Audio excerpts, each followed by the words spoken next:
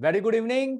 और बच्चों कैसे हैं? Ayush, Radhika, good evening sir. Very good evening.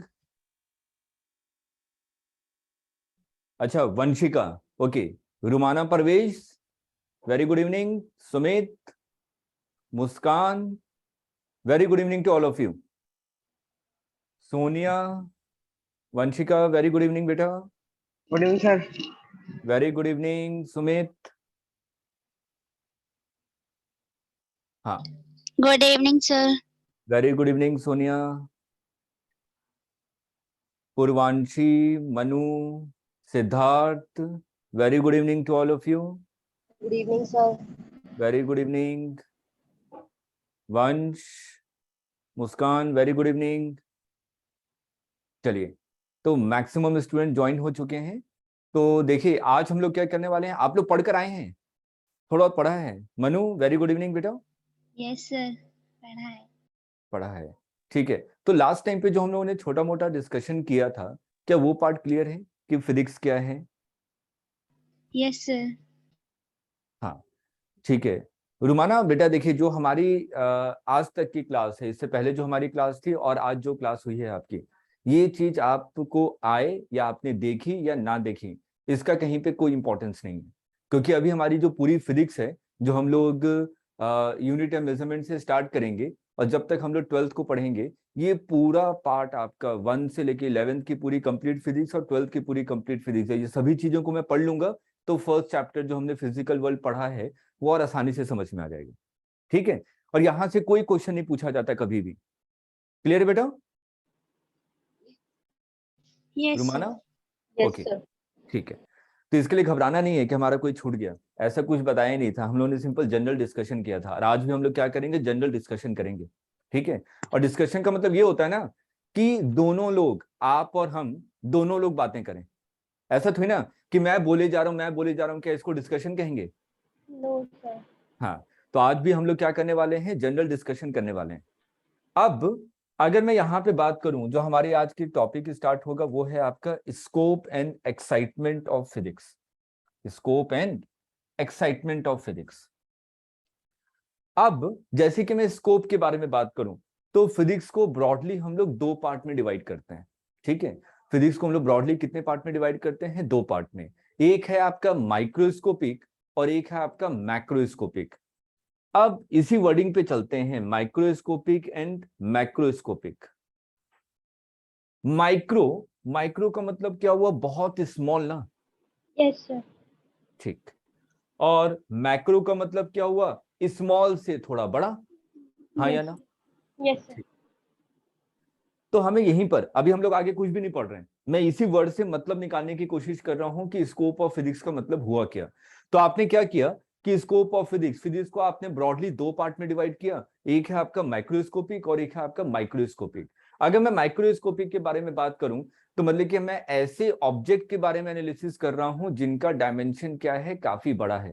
जैसे कि मैं बात करूं, इस पेन की एनालिसिस करना, ठीक, इस कमरे की एनालिसिस करना, एक कार आपकी मूव कर रही है उसके एनालिसिस करना, एक ट्रक आपका मूव कर रहा है उसके एनालिसिस करना, एक अर्थ है जो कि अपने एक्सिस पे रिवॉल्व कर रहा है उसके एनालिसिस करना, अर्थ के चारों तरफ आपका क्या है, एक सैटेलाइट रिवॉल्व कर रहा है जो क्या है आपका मून, उसकी एनालिसिस करना, अर्थ क्या है सन के चारों तरफ रिवॉल्व कर रहा है इसके एनालिसिस करना, मैंने कहा कि सन के चारों तरफ बहुत सारे प्लैनेट्स आपके रिवॉल्व कर रहे हैं उसके एनालिसिस करना। और ये जो हमारा सोलर सिस्टम है, ये पूरे यूनिवर्स में छोटा सा पार्ट है, हाँ या ना? Yes sir. यस। है ना? तो जब हम लोग इन सब चीजों के बारे में एनालिसिस करते हैं, उस पार्ट को हम लोग कहां पे रखते हैं? मैक्रोस्कोप। मैक्रो। क्लियर है? Yes sir. ठीक है। तो जैसे अगर मैं फिजिक्स में यहाँ पे पार्ट में डिवाइड करूं, तो हम लोगों ने पढ़ा है NLM, Newton's loss of motion. पढ़ा है क्या बेटा आप लोगों ने 9th क्लास में? न्यूटन्स लॉस ऑफ मोशन, है ना? सर। तो जो Yes, Newton's loss of motion है, जो फर्स्ट लॉ है, सेकंड लॉ है, थर्ड लॉ है, हाँ, ये सब चीजें सभी लोग जानते हैं। तो ये सब चीजें जहां पे हम लोग अप्लाई करते हैं, वो सब बड़े बड़े ऑब्जेक्ट होते हैं ना? यस और नो? कि मैंने बॉल को इतनी स्पीड से फेंका तो कितनी स्पीड से वो टकरा के वापस आएगी, करते हैं ना? मैंने बॉल को ऊपर फेंका तो कितनी मैक्सिमम हाइट तक जाएगी। अगर कार मूव कर रही है और उसका एक्सेलरेशन 1 मीटर पर सेकंड स्क्वायर है तो 3 सेकंड के बाद उसकी वेलोसिटी कितनी हो जाएगी। ये छोटी छोटी चीजें हम लोगों ने 9th स्टैंडर्ड में की है ना बेटा। तो Yes, sir. जैसे कि उसी को हम लोग क्या कहते हैं, एनएलएम वाला पार्ट, इसको हम लोग फिजिक्स में कहते हैं जैसे कि एनएलएम। आपने ये वाला चैप्टर भी पढ़ा है क्या, वर्क पावर एनर्जी, 9th में? Yes, Yes, sir. Work power energy भी पढ़ा है। क्या आपने ये वाला भी चैप्टर पढ़ा है, straight line motion? Straight line motion. No, sir. है बेटा, है, याद कीजिए, मोशन No. नाम से चैप्टर था। Sir, motion तो है. तो मोशन पढ़ा है, स्ट्रेट लाइन ऑफ मोशन हाँ नहीं हाँ पढ़ा। हाँ, वही मैं उसी मोशन Yes, के बारे में बात कर रहा हूँ। Yes, तो sir. जो आपका मोशन चैप्टर था वो एक्चुअल में स्ट्रेट लाइन मोशन ही था। ठीक है, अब क्लियर है? मोशन चैप्टर पढ़ा है ना बेटा? Yes, sir. ठीक है। Yes, उसके sir. बाद क्या आप लोगों ने ये चैप्टर भी पढ़ा था, ग्रेविटेशन? yes, sir. ग्रेविटेशन भी पढ़ा था। और यहाँ पे आपने सर्कुलर मोशन भी पढ़ा था कि कोई बॉडी है जो सर्कल में मूव कर रही है। Yes, Yeah. sir. Yes, sir. तो ये सब जो चीजें हैं, ये वाला जो पार्ट है, इसको फिजिक्स में एक नाम देते हैं और उसको कहते हैं मैकेनिक्स। ठीक है बेटा? Mechanics. हाँ, मैकेनिक्स। ठीक।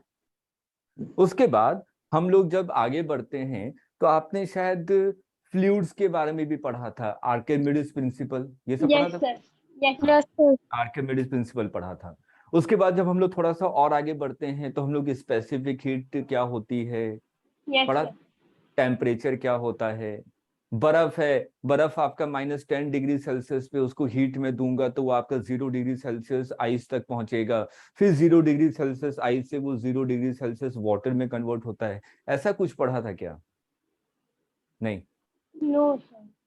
ठीक है, अच्छा नहीं भी पढ़ा तो क्या ये चीज मैं जानता हूँ, बर्फ तो हर एक ने देखा है ना? Yes, sir. जानते बर्फ आपका पानी में कन्वर्ट होता है, पानी को अगर मैं और गर्म करूं तो वो भाप में कन्वर्ट हो जाता है, स्टीम में कन्वर्ट हो जाता है। Evaporation.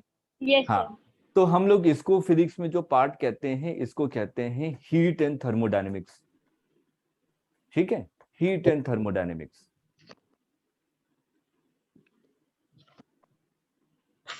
ये सब चीजें हम लोग पढ़ेंगे 11th में। ठीक है, अब आगे बढ़ते हैं। अब मैंने क्या घड़ी देखी है पेंडुलम वाली? Yes, sir. Yes. Yes, क्या sir. मैंने स्प्रिंग देखा है, spring? Yes, Yes, sir. sir. देखा है. गाड़ी वगैरह हर जगह लगा रहता है, शॉकर्स लगे रहते हैं। ठीक है, और उसके बाद क्या मैंने पानी में कभी कंकड़ फेंका है Yes, sir. ठीक है. और उसमें वेव जनरेट Yes, होते हैं, Yes, yes, circular wave yes. Generate होते हैं, है ना? ऐसे Sir. Yes, sir. Circular wave generate होते हैं। क्या आपने कभी रस्सी को पकड़ कर रस्सी के साथ खेला है, स्केटिंग की है? Yes, Yes, sir. sir. Yes, sir. और रस्सी को अगर आप ध्यान से देखें तो अगर मैं रस्सी को पकड़कर ऐसे ऐसे मूव करूं तो क्या ऐसा वेव मूव करता हुआ Wave. नजर आता Yes, Yes. sir. है? हाँ, तो ये Yes. पार्ट भी हम लोग फिजिक्स में पढ़ते हैं जिसको हम लोग क्या कहते हैं, SHM एंड वेव। ठीक है बेटा? ठीक, ये हम लोग पढ़ेंगे, ये 11th का पार्ट है आपका। उसके बाद हम लोग जाते हैं, अगर थोड़ा सा और आगे बढ़े 12th के बारे में बात करें तो 12th में अगर क्या आप लोगों ने करंट पढ़ा था 10th Yes, स्टैंडर्ड में? sir. Yes, Yes. sir. Current में हम Yes, लोगों ने sir, क्या पढ़ा था। शुरुआत चार्ज से की थी Yes, sir. कि Charge. चार्ज नाम की कोई चीज होती है, पॉजिटिव चार्ज होता है, नेगेटिव चार्ज होता है। Negative charge. हाँ, Yes, sir. तो अगर कॉमन सेंस आपका क्या कहता है कि अगर एक पॉजिटिव चार्ज है एक नेगेटिव चार्ज है तो क्या एक दूसरे को अट्रैक्ट करेंगे? Yes, sir. हाँ, Yes, sir. एक पॉजिटिव चार्ज है Yes. दूसरा भी पॉजिटिव चार्ज है तो क्या एक दूसरे Repulsion. ठीक है। अब जब चार्ज मूव करता है तो क्या करंट फ्लो होती है? चार्ज मूव करता है तो क्या करंट फ्लो होती है? Yes, sir. Yes, sir. I is equal to Q by T। Yes, sir. Yes, yes, sir. तो हम लोग जब क्लास 12th में पहुंचते हैं तो हम लोग बात करते हैं इलेक्ट्रोमैग्नेटिज्म। ठीक है, इलेक्ट्रोमैग्नेटिज्म। ठीक है बेटा? तो इलेक्ट्रोमैग्नेटिज्म में हम लोग यहाँ पे चार्ज के बारे में एनालिसिस करेंगे, करंट के बारे में पढ़ेंगे। क्या एक और चैप्टर हमने 10th में पढ़ा था कि अगर कहीं पे भी करंट फ्लो कर रहा है तो मैग्नेटिक फील्ड इंड्यूस होता है, Sir, yes. Magnetic effect of current, है ना? Yes, Yes. sir. तो ये सभी पोर्शन कहाँ आएंगे? इलेक्ट्रोमैग्नेटिज्म में। ठीक है, Yes. और 10th स्टैंडर्ड में एक छोटी सी चीज और पढ़ी थी, लाइट के बारे में। Yes, sir. यहां पे हम लोग क्या पढ़ेंगे? ऑप्टिक्स।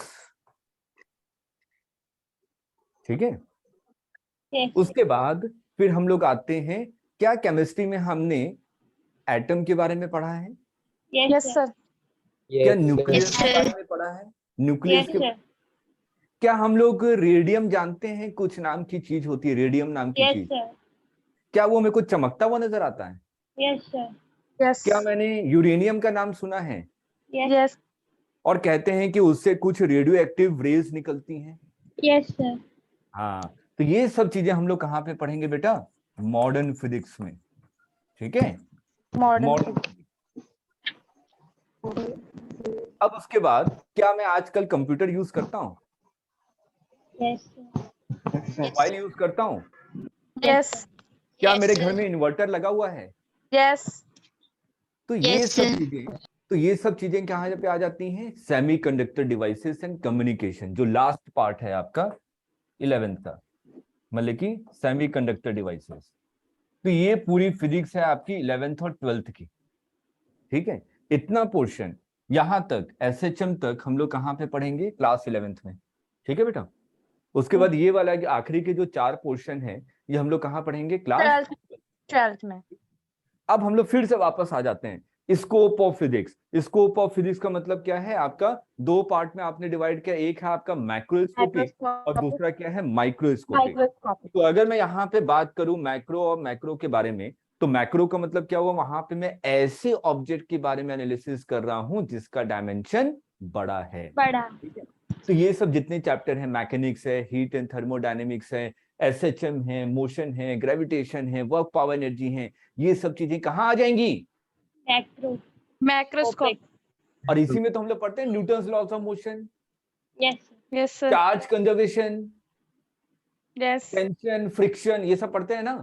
Yes. Yes, sir. ठीक है, तो क्या ये वर्ड समझ में आ गया कि मैक्रोस्कोपिक फिजिक्स में हम लोग क्या इसका पढ़ने वाले हैं? डायमेंशन बड़ा होता है. हाँ, तो मैक्रोस्कोपिक फिजिक्स में हम लोग क्या क्या चीजें पढ़ेंगे, क्या क्या इसके अंदर आती हैं, ये पता चल गया सभी को? Yes, sir. ठीक है, Yes, sir. कोई क्वेश्चन है किसी का? No. ठीक है, अब हम लोग बात करें माइक्रोस्कोपिक फिजिक्स। माइक्रो का मतलब बहुत छोटे छोटे पार्टिकल्स। अरे Yes. बहुत छोटे पार्टिकल्स तो एटम्स होते हैं, है ना? अब सब पार्टिकल्स में जाएं तो इलेक्ट्रॉन होता है, प्रोटॉन होता है, न्यूट्रॉन होता है। यस और नो? Yes, Yes, sir. इसको हम लोग Yes, कहते sir. हैं क्वांटम फिजिक्स। ठीक है, क्वांटम फिजिक्स। और जब हम लोग इसकी एनालिसिस करते हैं तो वो कौन से पार्ट में आ जाता है हमारे फिजिक्स में? Modern physics.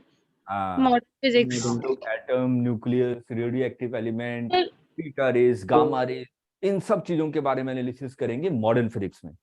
ओके बेटा? Yes, sir, sir. यही न्यूक्लियर फिजिक्स जिसको बोलते हैं. हाँ हाँ, इसी को कहते हैं बेटा। ठीक है, Okay. तो अब आपसे कोई पूछे कि what is the scope of physics, क्या सभी लोग बता पाएंगे? Yes, sir.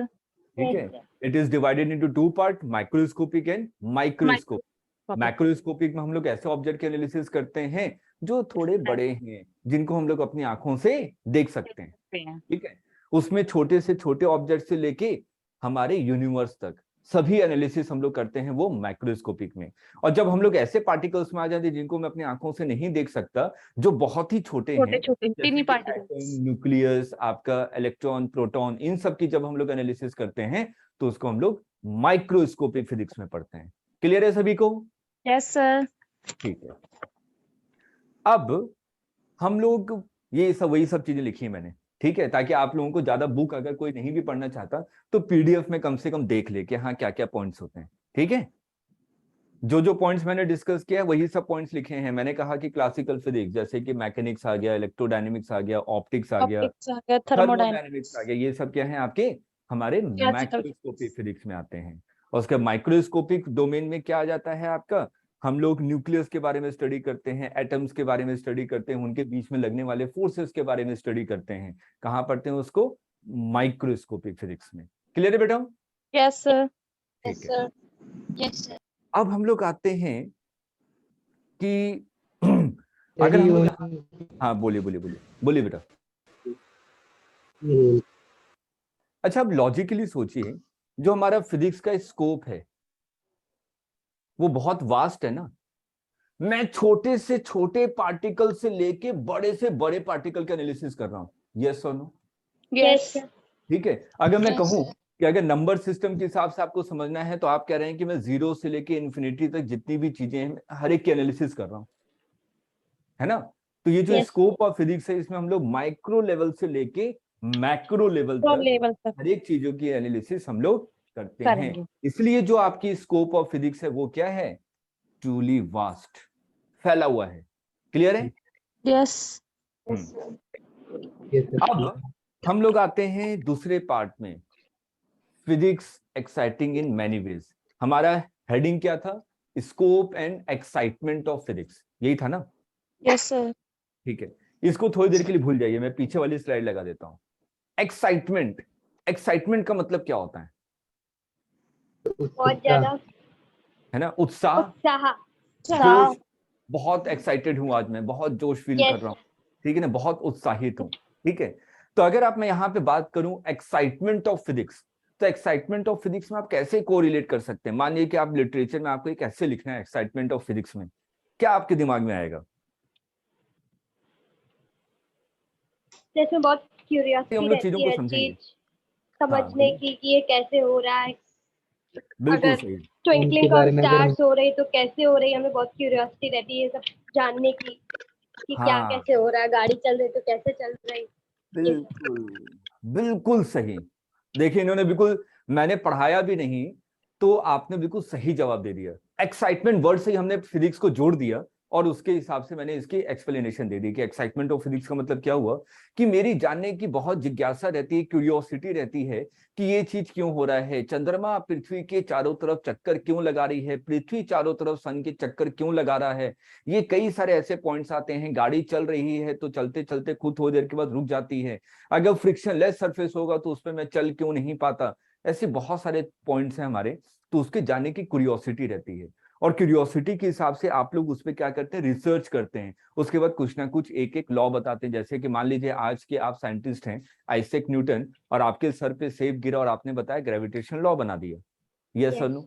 आपकी जानने की इच्छा थी ना कि ऐसा क्यों हुआ, और जब जानने की इच्छा थी तो उसके बाद आपने रिसर्च करना स्टार्ट किया, कई सारे एक्सपेरिमेंट किए, वेरिफिकेशन किया, उसके बाद फाइनली ये कि आपने लॉ बना दिया, universal law of gravitation, Gm1m2 divided r square. Clear है बेटा? Yes, sir. यही हमारा Yes, क्या है, sir. Excitement of physics. Clear? Physics. Yes. अब तो इसको समझाने की आवश्यकता नहीं है ना? No. ठीक। No, sir. अब देखिए आज का टॉपिक ऐसे ही है कि मैं कम बोलूंगा, आप लोग ज्यादा बोलेंगे, ठीक है?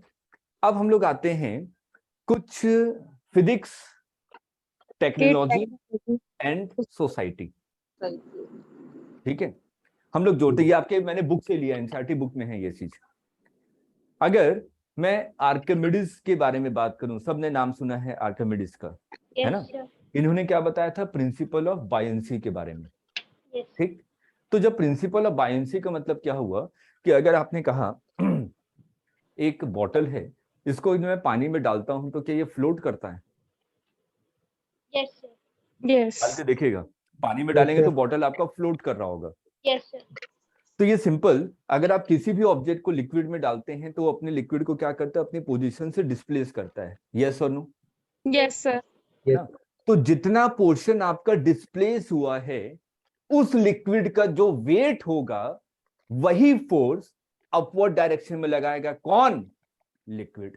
Liquid. नहीं आया समझ में? आ गया। जैसे कि मानिए No, sir. मैंने कहा, फिर से सुनते हैं, चीजों को समझते हैं।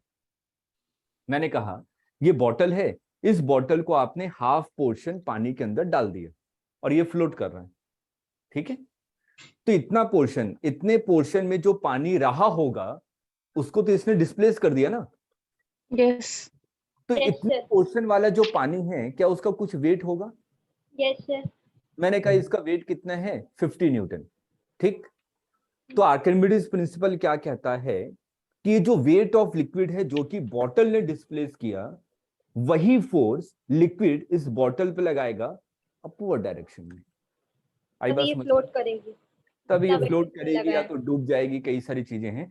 तो यहाँ पे Yes. तो हम लोग सिंपल आर्किमिडीज प्रिंसिपल यही बताता है कि बायन फोर्स ऊपर की तरफ लगता है, ठीक। और इसकी सहायता से, इसकी मदद से क्या हम लोगों ने शिप बनाया, बड़े बड़े जहाज बनाए, yes sir. Naval, sir.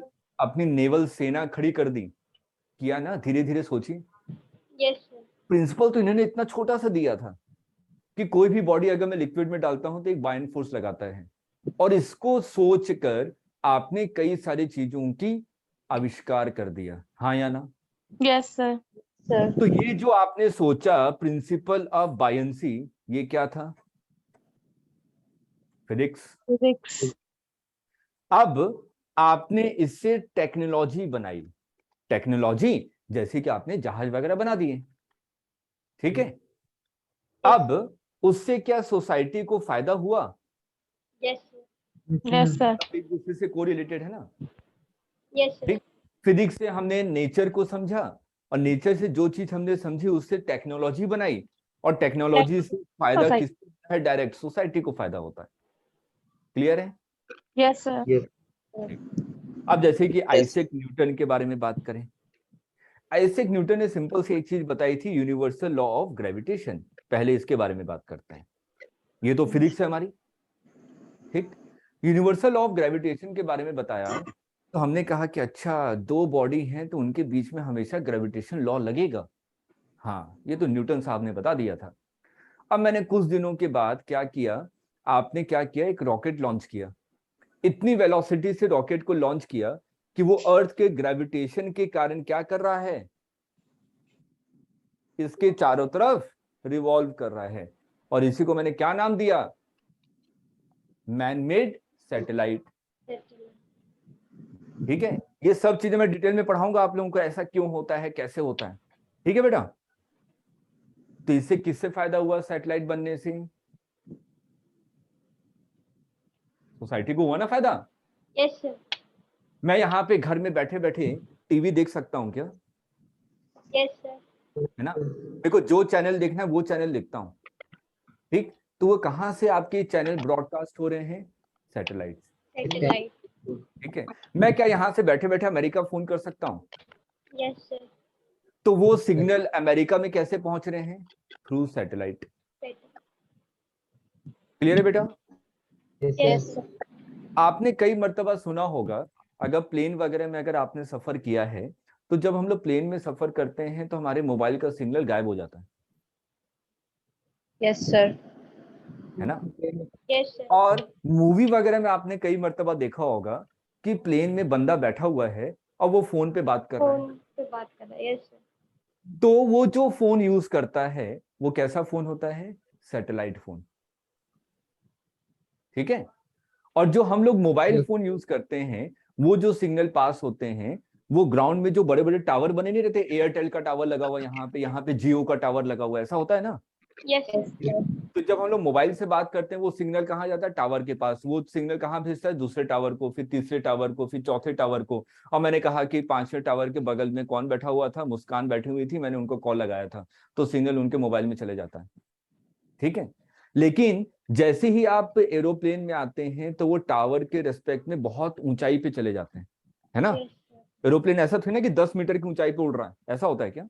No sir. ठीक है ना। वो 10,000 15,000 फीट ऊपर उड़ रहा होता है, ठीक है। तो इतना ऊपर चला जाता है कि वहां से सिग्नल आपके इस नेटवर्क पे नहीं पहुंच पाते, ठीक है। लेकिन इसके बाहर कौन है? सैटेलाइट, ठीक है। अगर आपके पास सैटेलाइट हाँ, तो आप लोग उससे कम्युनिकेट कर सकते हैं। क्लियर है? Yes sir. अब न्यूटन साहब ने रिफ्लेक्टिंग टेलीस्कोप भी बताया था, टेलीस्कोप बनाया था इन्होंने, रिफ्लेक्टिंग टेलीस्कोप। तो क्या हम लोग यहाँ से बैठे बैठे ये बता सकते हैं कि चंद्रमा कैसा दिख रहा है? Yes sir. क्या यहाँ से बैठे बैठे मैं जुपिटर बता सकता हूँ कि कैसा दिख रहा होगा, किस पोजीशन पे होगा? टेलीस्कोप ये यूज करते हैं ना। कोई बाहर से कोई बड़ी सी ऑब्जेक्ट पृथ्वी की तरफ आ रही है कि नहीं आ रही है, क्या मैं भी टेलीस्कोप से देख सकता हूं? मैंने बताया कि मेट्रॉइड से टकराने वाला है पृथ्वी से, ठीक है। अर्थ से मेट्रॉइड्स टकराने वाला है।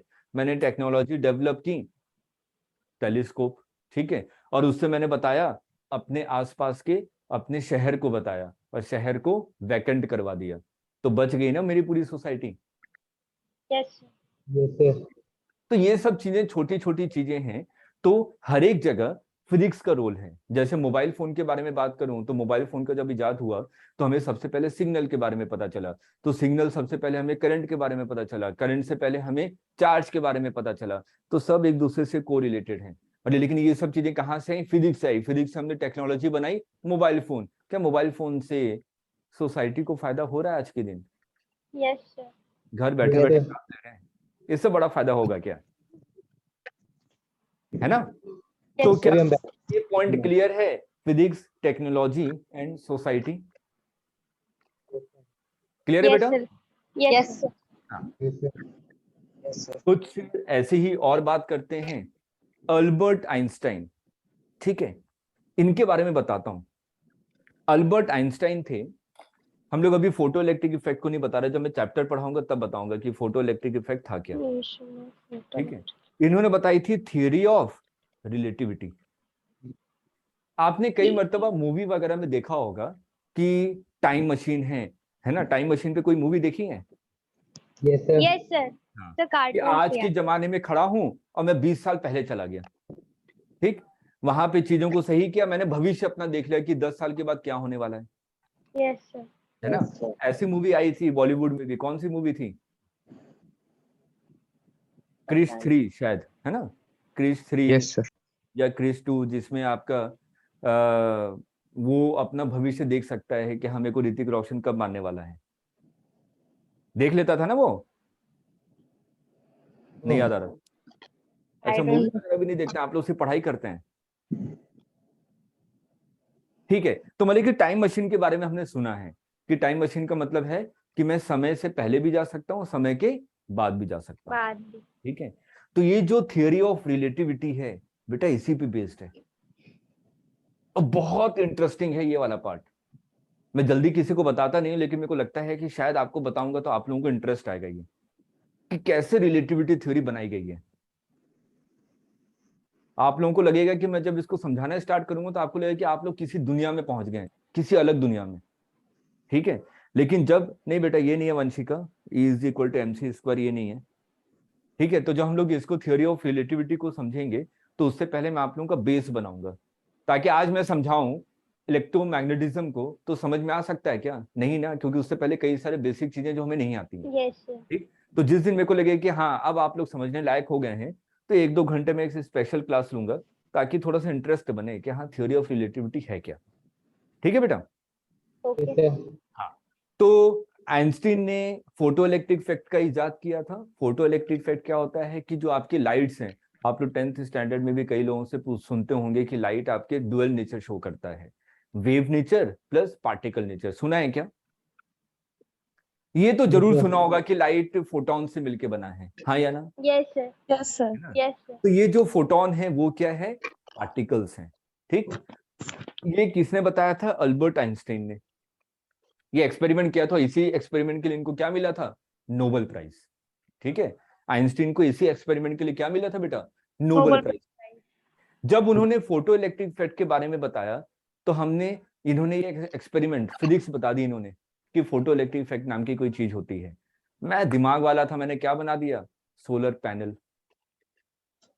सोलर पैनल देखा होगा ना, वहां पे Yes, लाइट sir. गिरती रहती है और जैसी रात होता है वो आपकी स्ट्रीट लाइट जल जाती है, देखा ना? Yes. स्ट्रीट लाइट पे बड़े बड़े सोलर Yes, पैनल, sir. है ना? तो वो किस पे बेस्ड है आपका बेटा? Photo electric. Photo electric effect. ठीक है, तो ऐसे कई सारे साइंटिस्ट हुए जिनका फिजिक्स में बहुत बड़ा योगदान है, और उस चीज को हमने टेक्नोलॉजी डेवलप की और उससे फाइनली किसको फायदा हुआ? हम Society. को, सोसाइटी को फायदा हुआ। क्लियर है? यस Yes, क्या sir. आपसे कोई पूछे फिजिक्स, टेक्नोलॉजी एंड सोसाइटी, क्या आप लोग लिख सकते हैं बिना पढ़े? Yes, sir. बहुत सारे एग्जांपल हैं, 4-5 तो मैंने ही बता दिए, ठीक है? Yes, sir.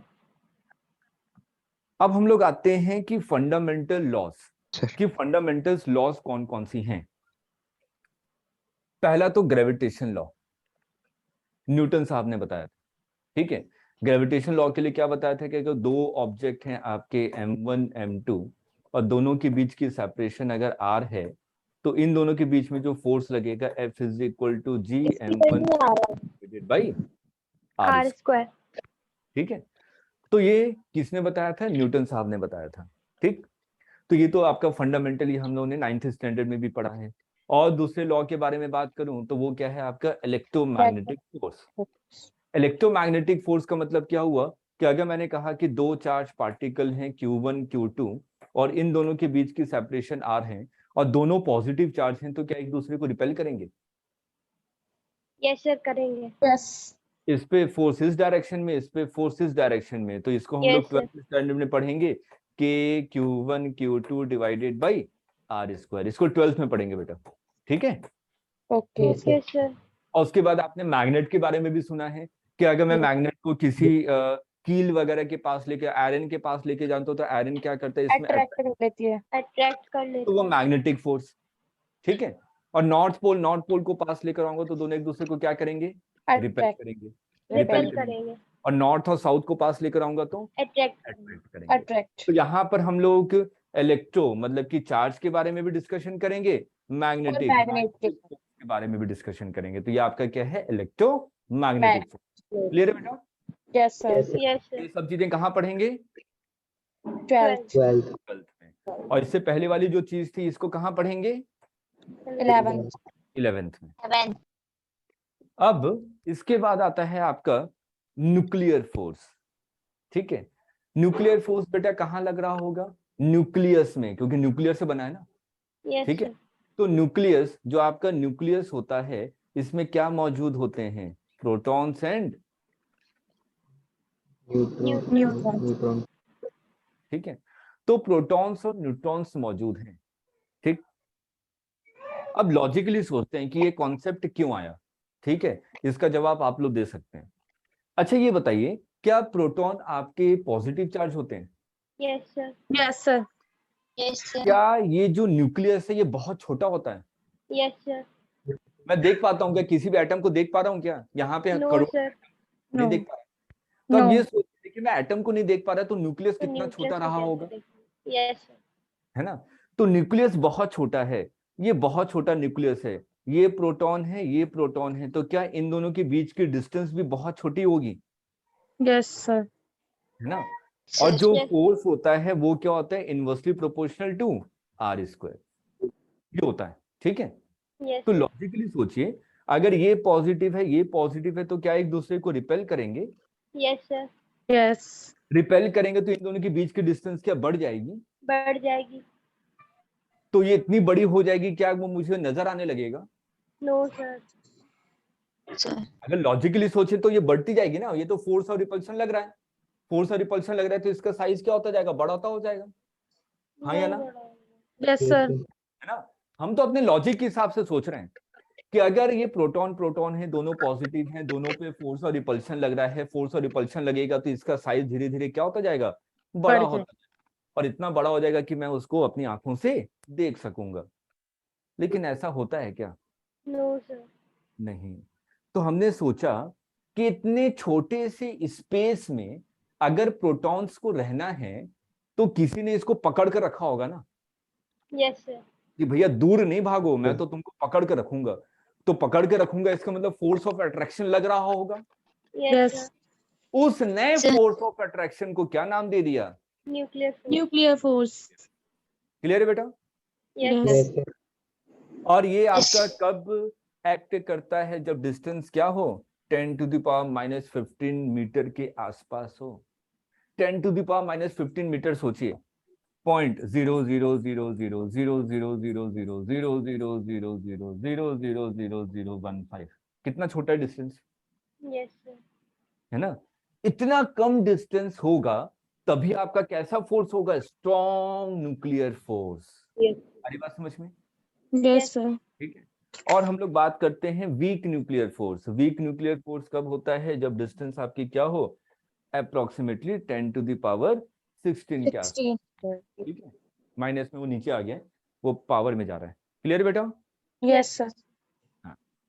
तो हम लोग यहाँ पे हम लोगों ने 4 तरीके के फोर्स देखे। एक तो आपने देखा ग्रेविटेशन फोर्स, एक आपने देखा इलेक्ट्रोमैग्नेटिक फोर्स, और एक आपने देखा कौन सा? Nuclear force. Nuclear nuclear force को 2 पार्ट में डिवाइड कर दिया, एक आपका क्या था? स्ट्रॉन्ग न्यूक्लियर फोर्स, और एक क्या था? Week Weak. न्यूक्लियर। फोर्स तो ये हमारे फंडामेंटल्स क्या हैं, फोर्सेस हैं। ठीक है बेटा, तो हम Yes. लोग का ये चैप्टर खत्म। खत्म। अब जरा सोच के देखिए इस चैप्टर में क्या था, कुछ नहीं था ना। Yes sir. तो जनरल डिस्कशन चल रहा था कि फिजिक्स क्या होती है, फिजिक्स को ब्रॉडली कितने पार्ट में डिवाइड किया जाता है, एक्साइटमेंट ऑफ फिजिक्स का मतलब क्या होता है, कि हमारी सोसाइटी, टेक्नोलॉजी और फिजिक्स का आपस में क्या कोरिलेशन है, उसके बाद हमारे फंडामेंटल लॉज क्या हैं, फंडामेंटल फोर्सेस क्या हैं। बस ये जनरल ओवरव्यू देख लिया हमने फिजिक्स के बारे में। ठीक, यस सर। अब हम लोग की जो आगे वाली क्लासेस होगी उसमें हम लोग क्या करेंगे, फर्स्ट चैप्टर स्टार्ट करेंगे। अच्छा ये बताइए, मैथ्स में आप लोगों का कोई पर्टिकुलर चैप्टर स्टार्ट हुआ है क्या मैथ्स में? First Yes, sir. First Set start. Topic बताइए, टॉपिक क्या पढ़ा है? सेट स्टैट्स पढ़ा है। अच्छा ये सब चीजें पढ़ी हैं कि नहीं आपने? डिफरेंशिएशन,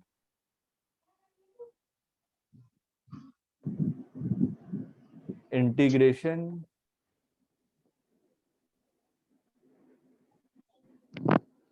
वेक्टर,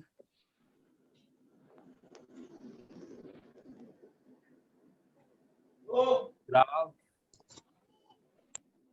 ये 4 चीजें पढ़ी हैं क्या? और ये लास्ट है एक आपका ट्रिग्नोमेट्री। सर ट्रिग्नोमेट्री तो पढ़ा है, ग्राफ भी पढ़ा है सर, वेक्टर Sir. पढ़िए सर, नहीं, वेक्टर नहीं पढ़ा। 10th वाली चीज छोड़ दीजिए, 10th में ये सब कुछ नहीं था। 10th तक वो हमने तो छोटे मोटे ग्राफ देखे ना, तो वो सर सब- ने कुछ भी नहीं पढ़ा है। हाँ कुछ भी नहीं पढ़ा।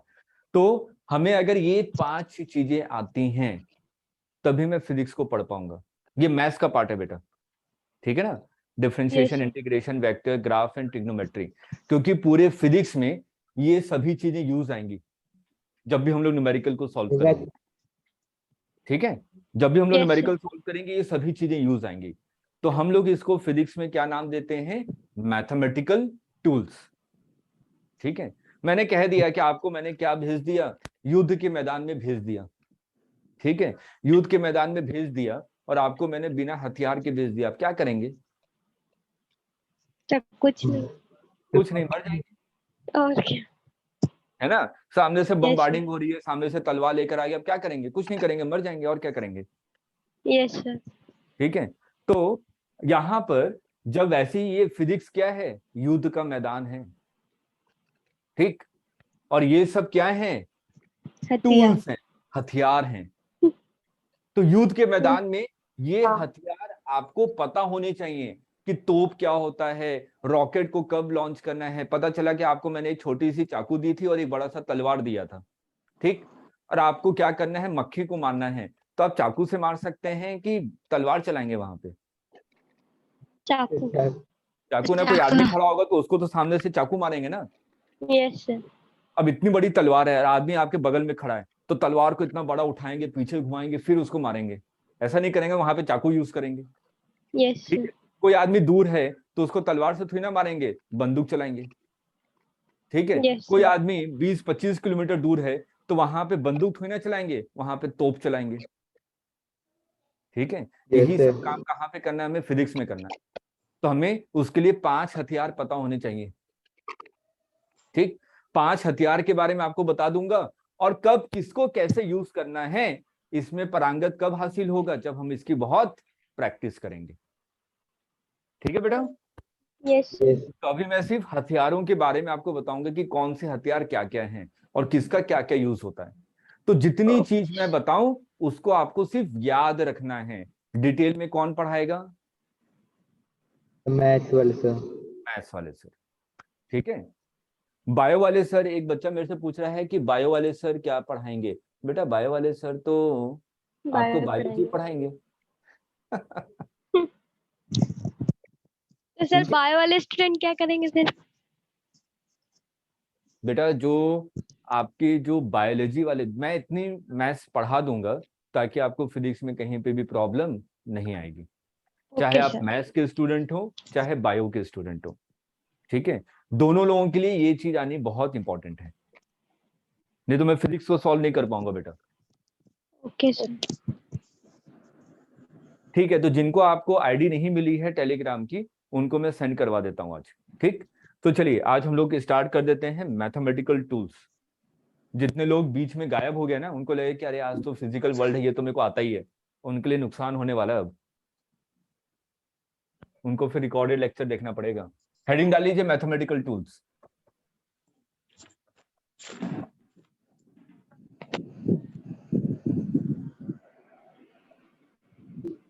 जल्दी है।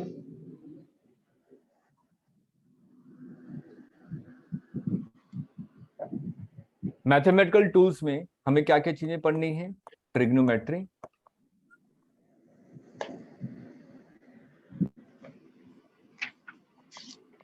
Differentiation,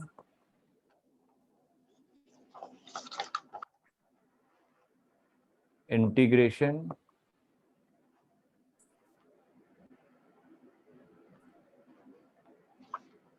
graph,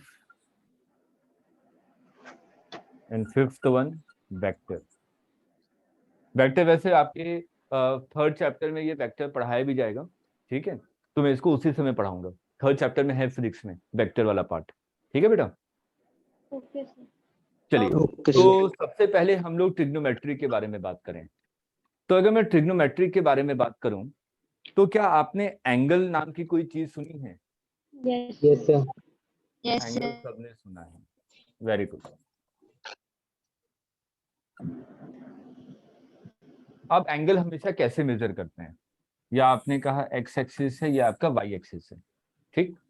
Yes, sir. Angle हमेशा एंटी क्लॉकवाइज डायरेक्शन में मेजर किया जाता है, और ये हमेशा क्या लिया जाता है? पॉजिटिव। पॉजिटिव। अगर हम लोग क्लॉकवाइज डायरेक्शन में मूव करते हैं तो इसको क्या लिया जाता है? Negative. Negative. And angle is always measured from positive x axis. ठीक है, लिखिए फटाफट, फर्स्ट लाइन लिखिए। एंगल इज ऑलवेज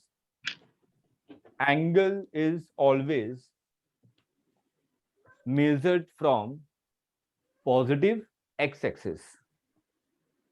अब वो Positive. डायग्राम बना लीजिए। अगर हम लोग एंटी क्लॉकवाइज डायरेक्शन में मूव कर रहे हैं तो वो एंगल क्या लेंगे? प्लस। Positive. अगर आपका एंगल माइनस लिखा हुआ है, इसका मतलब हम लोग कौन से डायरेक्शन में मूव करेंगे? Anti clockwise. Clockwise. Anti-clockwise. Clockwise. जैसे कि एग्जांपल ले लेते हैं, जैसे कि मैंने लिखा कि थीटा इज इक्वल टू क्या है? 60 डिग्री। ये प्लस है कि माइनस? प्लस। प्लस। Plus. तो हम लोग किस डायरेक्शन में बेटा मूव करेंगे? Anti clockwise. Anti clockwise. Yes और सर, ये एंगल कितना हो जाएगा? 60 degree. क्लियर है? Yes, sir. अगर मैंने यहाँ पे लिख दिया कि angle is equal to -30 degree, तो माइनस का मतलब कौन सा डायरेक्शन?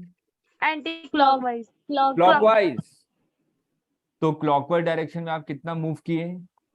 -30 degree. 30 डिग्री। माइनस का मतलब डायरेक्शन, ठीक है ना? यस तो -30 का मतलब क्या हुआ? माइनस का मतलब क्या हुआ? आप लोग किस डायरेक्शन में मूव कर गए? क्लॉकवाइज डायरेक्शन में। कितना एंगल मूव कर गए? 30 डिग्री। 30 degree. क्लियर है बेटा सभी को? एक बार और बता दो। फिर से बता देता हूँ, फिर से सुनिए। जैसे फर्स्ट वाले एग्जांपल में देखिए, एंगल क्या है आपका? +60 डिग्री। तो एंगल हमेशा कहां से मेजर किया जाता है? पॉजिटिव एक्स एक्सिस से। यहां से मेजर करना है आपको एंगल, ठीक है। अब प्लस का मतलब क्या हुआ? कौन से डायरेक्शन में मूव करेंगे? Anti clockwise. Anti-clockwise. और माइनस का मतलब क्या? किस डायरेक्शन में मूव करेंगे? क्लॉकवाइज। Clockwise. क्लियर है सभी को? Yes, sir. तो एक चीज तो मेरे को समझ में आया कि प्लस और माइनस क्या होता है, और एंगल हमेशा कहां से मेजर किया जाता है? पॉजिटिव एक्स एक्सिस से मेजर किया जाता है। Yes sir. क्लियर बेटा सभी को? Yes, sir. Yes sir. Yes sir. अब सेकंड पॉइंट, हमारे पास कौन कौन से ट्रिग्नोमेट्रिक फंक्शंस हैं? Sin. और Sin theta. Cos theta. नहीं, थीटा नहीं, Theta. ट्रिग्नोमेट्रिक फंक्शन के बारे में बात कर रहा हूँ। ट्रिग्नोमेट्रिक फंक्शन कौन कौन से हैं? साइन है, sine, cos, cos, Cos, tan. Sec, Cosec. Cot. Sec, cosec, Cosec. कितने होते हैं? 6, 6. ठीक है। Yes sir. अब अगर एंगल की वैल्यू, जैसे कि मैंने कहा, ये 0 डिग्री होगा, ये इधर बना देता हूँ, अगले पेज पे बना देता हूँ। चलिए देखिए, ये 0 डिग्री बेटा, हाँ या ना? Yes, sir. 90 डिग्री मूव करेंगे तो ये 90 degree, Yes, sir. 180 degree move करेंगे तो ये 180 degree, Yes, sir. 270 degree move करेंगे तो ये 270, Degree. और ये पूरा कंप्लीट मूव करेंगे। 360. 360. 360 degree. आया समझ में? Yes, sir. ठीक है। Yes. अगर एंगल आपका 0 और 90 डिग्री के बीच में है, हम लोग इसको कितने पार्ट में डिवाइड कर रहे हैं? 4 पार्ट्स में। 4 parts. एक ये वाला पार्ट 0 से 90, एक 90 से 180 सेकंड पार्ट, 180. ये थर्ड, और ये फोर्थ। 4. इसको हम लोग कहते हैं क्वाड्रेंट। ये Quadrant. क्या है आपका? First quadrant. Yes, sir. है, ये सेकंड क्वाड्रेंट, ये थर्ड क्वाड्रेंट, 4th quadrant. आपका Next. Fourth 4th quadrant. quadrant. Clear है बेटा सभी को? Yes, sir. अगर आप फर्स्ट क्वाड्रेंट में हैं तो क्या एंगल की वैल्यू 0 से लेकर 90 तक है? Yes. सेकंड क्वाड्रेंट का मतलब क्या हुआ? एंगल क्या है? 90 और 180 इनके बीच में। Yes, sir. और थर्ड क्वाड्रेंट का मतलब क्या हुआ? 180 और 270। 180 से 270 के बीच में. और फोर्थ क्वाड्रेंट का मतलब क्या हुआ? 270 270 से 360 के बीच में. अगर आप फर्स्ट क्वाड्रेंट में हैं, ठीक है, अगर एंगल की वैल्यू क्या है? 0 और 90 के बीच में है, इसका मतलब मैं कौन से क्वाड्रेंट में हूँ? First quadrant. Quadrant. तो जितने भी ट्रिग्नोमेट्रिक फंक्शन लिखे थे आपने, 6 ट्रिग्नोमेट्रिक फंक्शन लिखे थे, sine, cos, tan, cot, sec, Yes, cosec. Yes, sir. तो साइन थीटा या cos theta, tan theta, cot theta, cosec theta, sec theta, इन सभी ट्रिग्नोमेट्रिक फंक्शन की वैल्यू क्या आएगी? Positive. Positive, all positive. ठीक है। Yes, sir. अगर एंगल की वैल्यू 90 और 180 के बीच में है, जैसे कि मैंने एंगल ले लिया theta is equal to 120 degree. 120 degree बेटा कौन से क्वाड्रेंट में पहुंच गए? Second. सेकंड। तो सेकंड क्वाड्रेंट में साइन और कॉसेक को छोड़कर, साइन और कॉसेक को छोड़कर जितने भी ट्रिग्नोमेट्रिक फंक्शन हैं उन सब की वैल्यू क्या आएगी? Negative. तो यहाँ पे सिर्फ और सिर्फ पॉजिटिव क्या होता है? साइन और Cosec. कॉसेक। क्लियर है? जैसे कि आपसे मैंने कहा कि साइन 120 डिग्री, तो आप लोग क्या कहेंगे? सर साइन 120 डिग्री की वैल्यू पॉजिटिव होगी। वो क्या होगी अभी हम लोग तरीका सीखेंगे। ठीक है। Okay, sir. ठीक। अगर मैं थर्ड क्वाड्रेंट में आता हूं तो थर्ड क्वाड्रेंट में टेन और कॉट को छोड़कर जितने भी 4 ट्रिग्नोमेट्रिक फंक्शन बचे उन सब की वैल्यू क्या होगी? Negative. Negative. यहाँ पे पॉजिटिव क्या होता है? सिर्फ और सिर्फ टेन और, Cot. जैसे कि मैंने कहा कि एंगल कितना है? 210 डिग्री। 210 डिग्री क्या इन दोनों के बीच में आएगा? Yes, sir. ये कौन से क्वाड्रेंट में पहुंच जाएंगे? Yes, sir. Third quadrant. तो अगर मैंने आपसे पूछा कि 210 डिग्री की वैल्यू क्या होगी, आप लोग कहेंगे सर पॉजिटिव होगी। Positive. Yes, sir. ठीक है। अब हम लोग आते हैं फोर्थ क्वाड्रेंट में। फोर्थ क्वाड्रेंट में कॉस और सेक, इसके अलावा जितने भी ट्रिग्नोमेट्रिक फंक्शन है उन सब की वैल्यू क्या होती है? Negative. क्लियर है? Yes, Yes, sir. sir. चलिए फटाफट बना लीजिए इसको। Okay, sir. तो बना दिया। Sir, हाँ अभी नहीं बनाया? हाँ हाँ बनाइए बनाइए, मैं आगे नहीं भाग रहा, बना लीजिए पहले। मैथ्स वाले कितने स्टूडेंट हैं एक बार जरा बताइएगा। सोनिया। सोनिया, ओके। आरव और मुस्कान और आशीष, योगेश, बस 6 बच्चे। ठीक है। Hello, sir. हाँ बेटा बताइए। Sir, can you please give a little bit recap? हाँ हाँ, जो भी पढ़ाया उसी का ना, मैं Sir, अभी बता। क्लास की शुरुआत से बिकॉज सर मैं लेट हो गया आज। अच्छा हिमांशु, जो आज क्लास ने शुरुआत की थी है ना, फिजिकल वर्ल्ड की। ठीक, तो उसको आप एक बार रिकॉर्डेड में देखेंगे ना तो आपको बिल्कुल समझ में आ जाएगा, बिल्कुल हलवा था। हमने क्या पढ़ा कि फिजिक्स को हम लोग कितने पार्ट में डिवाइड करते हैं, 2 पार्ट में डिवाइड करते हैं, माइक्रोस्कोपिक एंड माइक्रोस्कोपिक। माइक्रोस्कोपिक का मतलब क्या है, छोटी चीजों से लेके बड़ी चीजों तक। मेरे को किसी अर्थ का एनालिसिस करना है, इस पेन की एनालिसिस करनी है, कार मूव कर रहा है इसके एनालिसिस करनी है। एलएम पढ़ा, वर्क पावर एनर्जी पढ़ी, एसएचएम पढ़ा, ग्रेविटेशन पढ़ा। ये जितने भी पोर्शन है फिजिक्स के, इसको हम लोग क्या कहते हैं, मैक्रोस्कोपिक फिजिक्स। ठीक है, और जब हम लोग एटम, न्यूक्लियस, इलेक्ट्रॉन, प्रोटॉन, इन सब चीजों के बारे में एनालिसिस करते हैं तो उसको हम लोग क्या कहते हैं, माइक्रोस्कोपिक फिजिक्स। ठीक है, ये पहला पार्ट पढ़ाया था हिमांशु। उसके बाद सेकंड पार्ट पे हम लोग आए थे एक्साइटमेंट। एक्साइटमेंट का मतलब क्या, हमारी हमेशा जानने की इच्छा होती है ना कि ये चीज क्यों हो रही है, पृथ्वी हमेशा रिवॉल्व क्यों कर रहा है अपने एक्सिस पे, वो हमेशा सन के चारों तरफ क्यों घूम रहा है, अगर मैंने एक्सीलरेटर पे पैर रखा तो गाड़ी आपके आगे की तरफ क्यों मूव करती है। ये जो जानने की इच्छा है कि एप्पल आपके सर पे गिरा, ये नीचे क्यों गिरा, ऊपर क्यों नहीं चला गया, तो ये किसी को क्या कहते हैं, एक्साइटमेंट ऑफ फिजिक्स। आपकी जानने की इच्छा जागी, उसके बाद आपने रिसर्च किया, वेरिफिकेशन किया, एक्सपेरिमेंट किया, और आपने फाइनली लॉ बना दिया, universal law of gravitation. Newton साहब ने ये किया था ना। ठीक है, तो ये एक्साइटमेंट ऑफ फिजिक्स हो गया। उसके बाद लास्ट पार्ट हम लोगों ने पढ़ा था फिजिक्स, टेक्नोलॉजी एंड सोसाइटी। मतलब कि फिजिक्स से हमने क्या कुछ चीज आविष्कार किया, जैसे कि मैं कहूँ स्टीम इंजन। स्टीम इंजन का आविष्कार किसके कारण हुआ था, जब हम लोगों ने लॉ ऑफ थर्मोडायनेमिक पढ़ लिया था। और जब स्टीम इंजन बना तो क्या सोसाइटी को फायदा हुआ? Yes sir. हाँ, तो यही फिजिक्स, टेक्नोलॉजी और सोसाइटी कैसे आपस में एक दूसरे के साथ कोरिलेटेड है। ठीक, उसके बाद लास्ट पार्ट में हम लोगों ने पढ़ा था कि कौन कौन से फंडामेंटल लॉज हैं। ग्रेविटेशन लॉ फंडामेंटल लॉ है, इलेक्ट्रोमैग्नेटिक फोर्स ये भी आपका क्या है, फंडामेंटल फोर्स है। उसके बाद न्यूक्लियर फोर्स क्या होता है, न्यूक्लियर फोर्स का मतलब इलेक्ट्रॉन और न्यूट्रॉन और न्यूट्रॉन के बीच में लगने वाला फोर्स, प्रोटॉन और प्रोटॉन के बीच में लगने वाला फोर्स, प्रोटॉन और इलेक्ट्रॉन के बीच में लगने वाला फोर्स, जो न्यूक्लियस के अंदर आपके न्यूट्रॉन्स और प्रोटॉन्स मौजूद हैं उनके बीच में जो फोर्स लगता है उसी को हम लोग क्या कहते हैं, न्यूक्लियर फोर्स कहते हैं। ठीक है, बस इतनी चीजें पढ़ी थी, और एक बार आप रिकॉर्डेड लेक्चर को देखेंगे तो और अच्छे से समझ में आ जाएगा, कुछ है नहीं उसमें। एंड सर ये फिगर किस चीज का? अच्छा, अभी आपने ये भी नहीं देखा, कितना लेट आए, अभी तुरंत आए हैं क्या? यस सर, मैं आज क्लास करना भूल गया था, कहीं गया हुआ था। अच्छा अच्छा अच्छा, इसमें तो बेटा मैंने कई कई सारी चीजें बता दी। चलिए एक बार क्विक रिकैप कर लेते हैं, सभी लोग ध्यान से देखिएगा।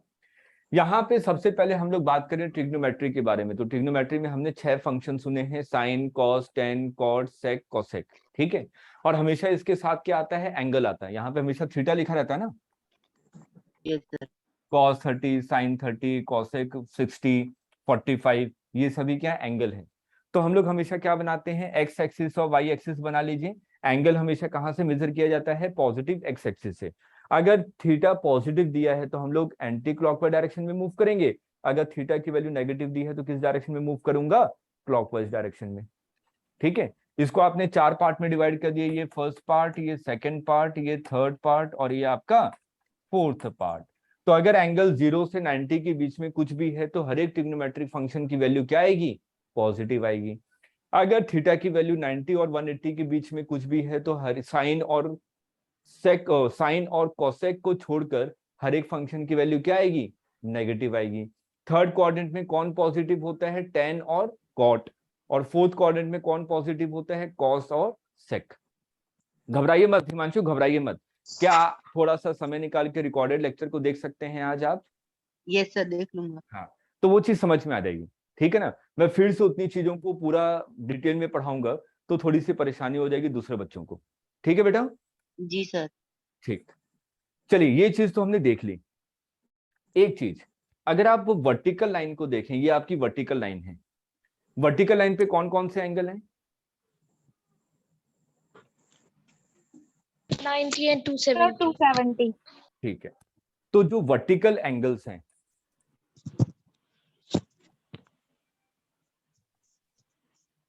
कौन कौन से हैं, 90 एंड 270। हॉरिजॉन्टल लाइन पे कौन कौन से एंगल है बेटा? 180, 360. 180. ध्यान से देखिए, ध्यान से देखिए, 360. ध्यान से देखिए। सर 0 और 180. 0, 180 एंड 360, 360. यही है ना? Yes sir. ठीक, तो आपने एक चीज पढ़ी है कि अगर मैं वर्टिकल एंगल्स के बारे में बात करूं, जैसे कि आपने कहा वर्टिकल एंगल कौन कौन से हैं, 90 और 270। तो अगर मैंने ट्रिग्नोमेट्रिक फंक्शन लिखा कुछ ऐसे, साइन वर्टिकल एंगल्स, ठीक है, VA का मतलब क्या हुआ, vertical angle vertical angle. Minus theta, लिख सकता हूं ना ऐसे, Yes, sir. ठीक है। तो अगर sine vertical angle plus minus theta है तो ट्रिग्नोमेट्रिक फंक्शन क्या हो जाते हैं, Sine will change into cos and cos will change into sin. Sine किस में कन्वर्ट हो जाएगा बेटा, कॉस में, कॉस किस में कन्वर्ट हो जाएगा, Sine में. टेन किस में कन्वर्ट हो जाएगा, कॉट में, कॉट किस में कन्वर्ट हो जाएगा, tan, सेक किस में कन्वर्ट हो जाएगा, cosec, और कॉसेक किस में कन्वर्ट हो जाएगा, sec. सेक। क्लियर है? Yes, sir. तो अगर ऐसा आपको कहीं पे भी मिले, जैसे कि मैंने लिखा 10 vertical angle plus minus theta, ठीक है, तो वो पूरी ट्रिग्नोमेट्रिक फंक्शन आपकी चेंज हो जाएगी, ठीक। सर ये Yes, नोट sir. करना है। हाँ हाँ बेटा। Okay sir. अब हम लोग हॉरिजॉन्टल एंगल के बारे में बात करें, जैसे कि एक मैंने बार फिर से बता दीजिए वर्टिकल। हाँ फिर से बता रहा हूँ, अभी तो पूरे एक एक एग्जांपल लूंगा बेटा, अभी ये ओके सर। खत्म नहीं हुआ, अभी इसमें आधे घंटे और बोलूंगा मैं, ठीक है, एक एक एग्जांपल, एक एक एंगल लेके करूंगा सब चीजें। हॉरिजॉन्टल एंगल के साथ अगर आपने प्लस माइनस थीटा लिखा है, there is no change. Clear है? जैसे कि मैंने लिखा sine horizontal angle plus minus theta, तो साइन क्या रहेगा, साइन, साइन। कॉस क्या रहेगा, कॉस कॉस ही रहेगा, मतलब कि कोई भी चेंज नहीं नहीं। होगा। बस इतना नोट कीजिए, उसके बाद एक एक एग्जांपल में एलोबरेट कर रहा हूँ। एक सेकंड। हाँ बेटा, चेंज है, यहाँ देखो नो चेंज है, ये देखो चेंज है, नो चेंज, लाइन मार, ये कौन सा, यस हो गया बेटा, नोट कर लिया? Yes, sir. Sir 1 second. हाँ कर लीजिए कर लीजिए।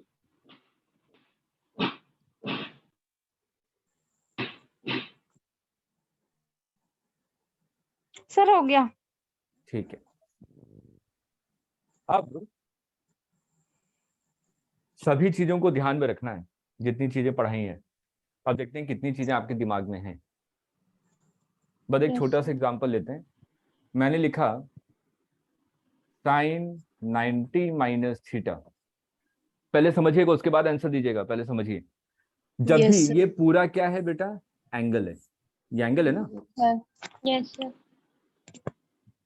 तो सबसे पहले जब भी हमें आंसर निकालना है, इस एंगल को देखेंगे कि ये एंगल आपका कौन से कोऑर्डिनेट में लाई कर रहा है, ठीक।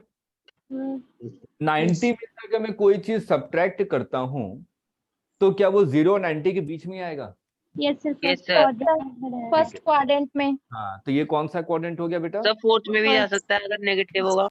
नहीं नहीं नहीं नहीं, थीटा पॉजिटिव है बेटा, थीटा पॉजिटिव है। सर फर्स्ट क्वाड्रेंट में। थीटा क्या है, एक्यूट एंगल है। अब सही है? Yes sir. Okay sir. तो आपने कहा कि अगर 90 माइनस थीटा, तो सबसे पहले हम लोग एंगल को देखेंगे। ये एंगल आपका किस में आ रहा है, फर्स्ट फर्स्ट क्वाड्रेंट। क्वाड्रेंट में। फर्स्ट क्वाड्रेंट में साइन की वैल्यू क्या पॉजिटिव होती है नेगेटिव, पॉजिटिव। Sir positive. तो आपने सबसे पहले पॉजिटिव लिखा। यस ये सर। 90 डिग्री ये वर्टिकल एंगल है कि horizontal angle, sir vertical. Vertical. Vertical. तो साइन किस में कन्वर्ट हो जाएगा, कॉस में। कॉस में। आगे समझ में? Yes sir. ठीक है। वैसे अगर मैंने एक और एग्जांपल ले लूं, मैंने लिखा cos 90 प्लस थीटा, ये कौन सा एंगल कौन से कोऑर्डिनेट में चला गया, सर 90 में कुछ ऐड करेंगे तो 90 से बड़ा होगा ना, yes sir sir. Second second में। क्वाड्रेंट। 90 से बड़ा होगा तो सेकंड क्वाड्रेंट। सेकंड कोऑर्डिनेट में cos की वैल्यू पॉजिटिव होती है कि नेगेटिव, सर नेगेटिव। नेगेटिव। ये आपका वर्टिकल एंगल है। Yes sir. वर्टिकल एंगल में कुछ भी ऐड या सब्ट्रैक्ट करते हैं तो क्या चेंज हो जाता है, हॉरिजॉन्टल। चेंज हो जाता है ना, यस सर। क्या हो जाएगा, साइन। साइन। साइन। आगे समझ में? Yes sir. ठीक है।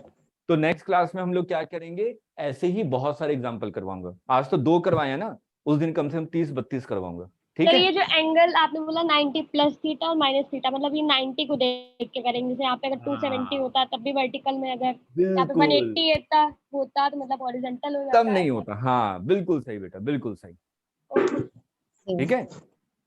Okay sir. हाँ तो बस आप लोग मेरा हाथ थामे रहिए, क्योंकि अभी तो मैं धीरे धीरे चल रहा हूँ मालगाड़ी की रफ्तार में, ठीक है। फिर एक्सप्रेस पकड़ूंगा, फिर राजधानी, उसके बाद आखिरी में जैसे हम लोग पहुंचेंगे नवंबर दिसंबर में, तो कौन सी स्पीड पकड़ लूंगा, बुलेट ट्रेन। बुलेट ट्रेन, ठीक है। क्योंकि अभी मैंने अगर बुलेट की रफ्तार पकड़ी, आप सबकी बॉगियां छूट जाएंगी पीछे, यस सर। ठीक है। तो Yes, चीजों sir. को बिल्कुल आराम से समझेंगे हम लोग, ताकि बेस को स्ट्रॉन्ग करें, ठीक। और बेस एक बार स्ट्रॉन्ग हो गया, तब तुम लोग फटाफट तेजी से आगे बढ़ सकते हैं, ठीक है बेटा। Yes. Okay sir. Bullet train से ऊपर भी जाएंगे, रॉकेट भी पकड़ लेंगे। जब हम लोग मैराथन करेंगे 3 घंटे में पूरी फिजिक्स पढ़ा दूंगा 11th की, ठीक है। चलिए, तो जितनी चीजें आज हम लोगों ने पढ़ी हैं उसको एक बार आप लोग फिर से दोबारा से पढ़िए। और मेरे ख्याल से बायो वालों को भी थोड़ी थोड़ी मैथ समझ में आ रही होगी। बेटा मजबूरी है, पढ़ना पड़ेगा, ठीक है ना। इस मैथ को आती है बिना सर हम पढ़े, लोगों को। सर ये तो हाँ 10th में भी पढ़ रखी है ट्रिग्नोमेट्रिक। यस हाँ, सर। तो आपको क्या करना है कि अगर हम लोग मैथ्स नहीं करेंगे तो फिजिक्स नहीं कर सकते, ठीक है। इससे सबसे पहले मैं मैथ्स वाले पार्ट को कंप्लीट करूंगा 2-3 क्लास में, उसके बाद फिजिक्स को हम लोग स्टार्ट कर देंगे, ठीक है बेटा। Yes, sir. ठीक, तो चलिए नेक्स्ट क्लास में मिलते हैं। और आपको कुछ पढ़कर नहीं आना, जितनी चीजें पढ़ाई हैं बस उसको रिवाइज करके आना है, ठीक है। Yes, sir. ओके चलिए, थैंक यू ओके बेटा, बाय बेटा, thank you. Welcome welcome, bye sir. Bye बेटा, बाय।